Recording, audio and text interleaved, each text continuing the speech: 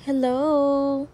Hello mga ka-subscribers and welcome to my channel, and this is your Puzong Pilipina. In today's video, ayan na mga kapusong Pilipina. Mga pusong Pilipina, nagpunta na naman uli ako doon sa farm ni Papa. At magugulat kayo dahil sa araw na ito ay meron tayong bagong pananim na i-introduce. Ito yon ang grapes, o diba? Yan yung grapes. Grapes, o diba?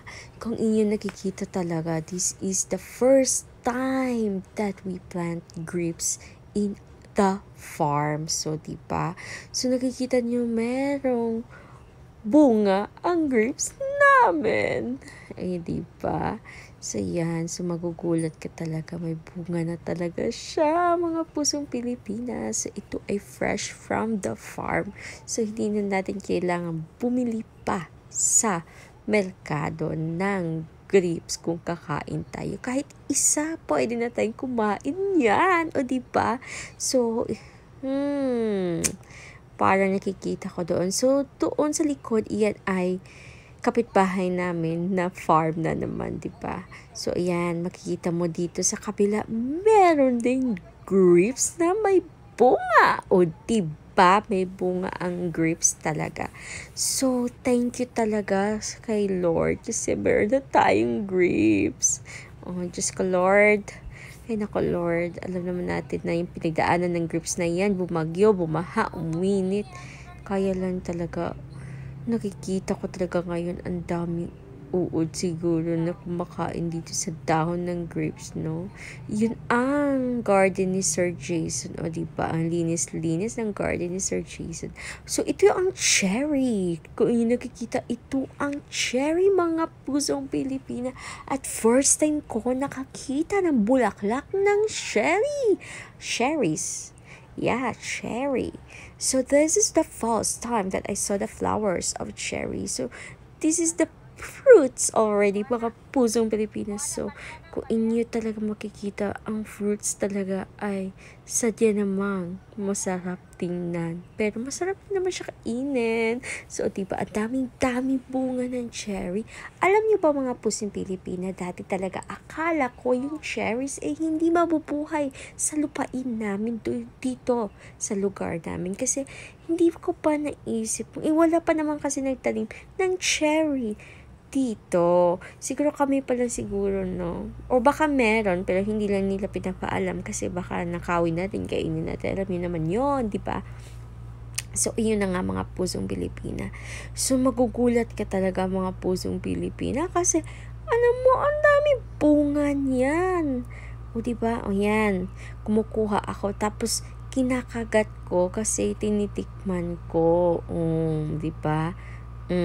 Ganyan ang loob niya. O, diba? Ang sarap naman, diba? Ayan, mga pusong Pilipina, talaga namang galak lang talagang makita na ganyan yung natin, life natin, wala tayong iniisip, o diba? Pero may iniisip naman, pero pag nakikita mo talaga yung cherries, mapapakain ka na lang. Who knows that someday mararami na to, o diba? O yan yung flower niya, nakikita niyo bang flower? Oh my God, this is the first time that I called the flower, and I didn't know that the flower is like violet or lavender or something, because I thought the cherries is red, but it is not red actually. It is like lavender, something like that, but at the same time, as you can see, the fruits are very interesting and tasty. Oh my God, but the leaves are disgusting, I guess, because there are lots of hole because of the pest. Oh my God. Oh, look at that one. Yun na nga, mga pusong Pilipina. Kailangan natin siya sprayhan ata ng pumpatay sa mga pest. Ano yung pest? O, diba? Yan, flowers. Inyo talaga nakikita, mga puso Pilipina. Ito ay flower! Oh my God! Ito naman ay guava. Oh, nakikita niyo ba ang guava? Akala ko mga pusong Pilipino wala siyang bunga. Alam niyo ba ang guava na ito ay napakalaki ng bunga. Ito ay tinatawag na apple guava or apple guava ba yun? Guava apple or whatsoever. But ito talaga ay may bunga pala. So akala ni Father is wala siyang bunga. So pinantahan ko at chinek ko siya. So ayan, o diba, o diba? Pero kaya lang talaga mga pusong Pilipina, kung inyo talaga nakikita, yung dahon talaga yung problema. At parang ano lang talaga, may ano talaga dyan. O yan ang aking manang. So, yan, tinitingnan niya ang farm ni Sir Jason. Sabi niya, ang linis-linis naman. O, diba? Talaga naman talaga malinis talaga kasi ito talaga ay ginastusan. O, diba? Ito ay mayroong sukat na 4,000 something like 4,800 square meter yung sukat niya or may ano na 1 hectare ata. May sukat na 1 hectare. Almost 1 hectare, I guess. Oh my God, this is my papa. So, sabi ni Papa, tingnan mo itong mga coconut tree. So, ayan na. Coconut tree ba yung tawag doon? Mga possibility. Coconut. So, yan yung coconut. Yung linya na yan, straight doon sa dulo ng coral. So, may coconut yan. So, ganyan nakalaki yung coconut natin. Oh my God. Sa susunod na video na to, baka may bunga na to. Magugulat na lang kayo. O, diba yan? Mga coconut yan. Straight line yan, mga pusong Pilipina. So, ayan, mga pusong Pilipina. Iyo talaga makikita, mga pusong Pilipina.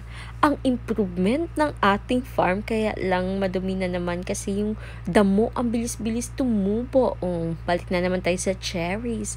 Oh my God, I really love taking cherries a video because the video is really meant for cherries, I guess. But you know, this is the video of all farm for today, and I feel like look at that one. So I thought last time that cherries don't bear like togetherness or something like anong tawag doon, guys? Anong tawag ng pusong Pilipino? Yung hindi siya nagpupongpong ba? Ay, naku, mga pusong Pilipina. Akala ko talaga pusong Pilipina, iisa-isa lang. Kasi, nung first na bunga niya, di ba, nakikita natin isa lang talaga siya. Pero, nung launan pala talaga, nung sinabi ng papa ko, umuwi si papa, sabi niya, pupunta ka doon sa farm kasi yung mga cherries, ay, dami-dami ng bunga. Sabi ko, ha? Ano yun? Paano naman yun? Hindi naman ako nakakita ng mga bulaklak doon. Sabi niya, ang ganda-ganda daw ng mga bulaklak. At talaga ikaw ay talaga mabibighani dahil akala mo ito ay flower. Pero hindi pala siya flower talaga, mga pusong Pilipina, ng bulaklak. Kundi flower siya ng cherries. So, ito naman mga pusong Pilipina. Ito yung mga kasama ni Papa doon. So, ito yung chicken. So, ito yung chicken. Ano ba naman yan? Mga pusong Pilipino, nakakaloka. So, may chicken din doon sa farm. So, yung chicken niya, mga pusong Pilipino, ay unti-unting dumadami na naman, di ba? Siyempre, chicken nga, nanganganak ang chicken. So, nangingitlog siya, mga pusong Pilipina. O, di ba? So, ayan, mga pusong Pilipina. So, meron na tayong pang-derbe. So, ayan, kung magpapaderbe tayo, pwede, pero bawal yun, di ba? So, i-ano na natin, dalhin na lang natin doon sa sabungan, tapos ispasapong natin, mga pusong Pilipina. So, mga pusong Pilipina, alam nyo ba itong manok na to? Ang hirap-hirap mangitlog. Ngayon, may itlog na, yung itlog niya, naging piso na. Anong tawag doon, mga pusong Pilipina? Yung itlog niyan, yan yung itlog, mga pusong Pilipina. So, piso na siya. Oh my God, tumutuka siya, mga puso Pilipina. So, tumutuka yung chicken natin. Hay nako, mga puso Pilipina. Alam niyo naman talaga itong ating talaga buhay. Simple lang. Pero, alam niyo, masaya naman din dito sa Pilipinas. Diba? Ang dami marites, ganyan. Pero mas masaya na dito sa farm kasi nakikita talaga natin yung improvement. Sa simula pa lang, yung maliit pa yung lemon zero na tinanim natin, yung nagtanim tayo ng sobrang init, diba? Tapos yung naglagay ng mga pataba. So ito naman ngayon ay mag-aano tayo ng tubig. Oh my God, tubig, mga pusong Pilipina.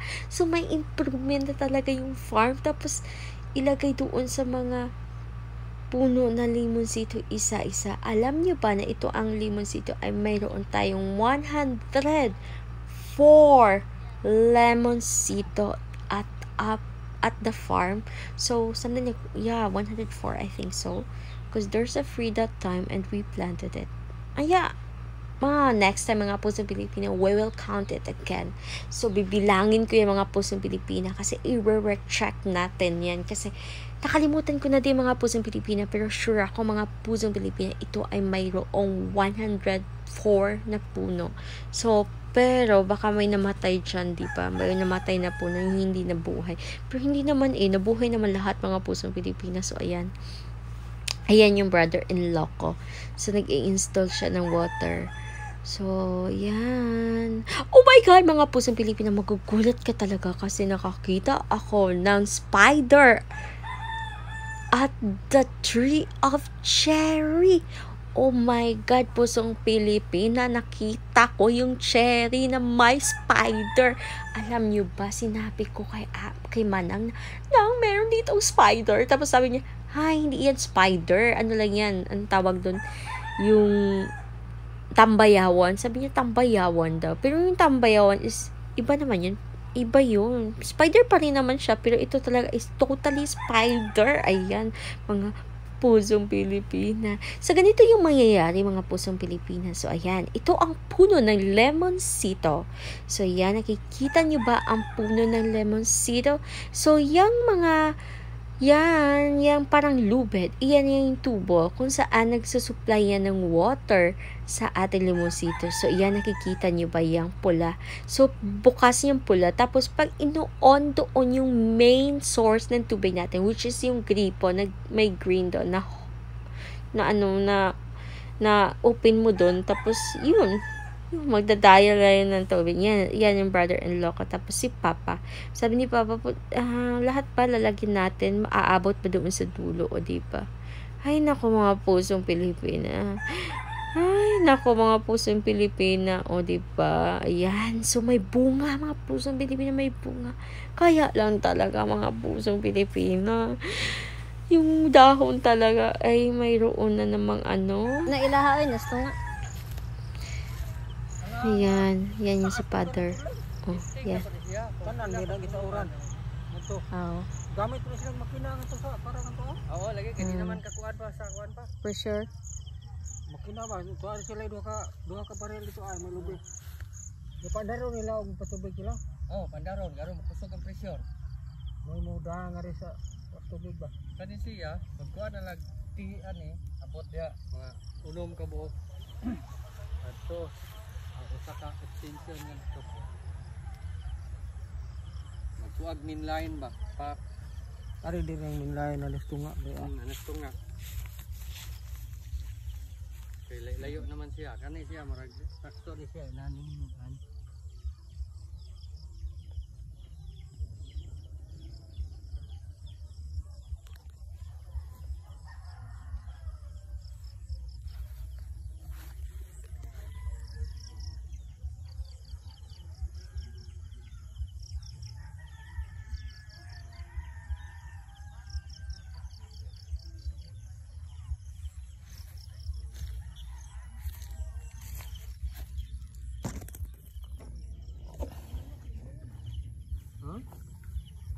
Naglumlum na. Nani ito?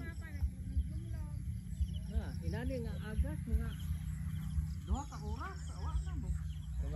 Lima po na mo agas ug dak kusog kay hinay man ang tubig sa dire sa tuwa. Di dinalan man pud siya pahinayon pa kay aron hinahinay ang iyang absorb sa yuta ba. Ako man ang giabudang nila.